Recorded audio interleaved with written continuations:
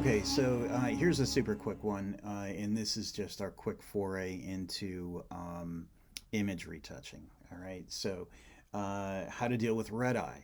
Again, ethically, for news photos, my standard, and standards vary from organization to organization, is that technology can be used to correct a visual error that technology introduced in the first place. So, since we're not seeing these demon red eyes in the real world, I think we can go ahead and use Photoshop to clean those up.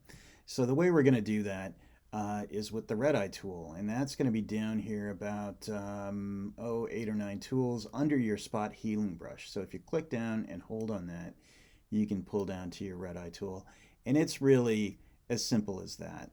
So all you want to do is kind of go in there with just the standard settings and click on a red part of the eye, there and there, and that's really all there is to it.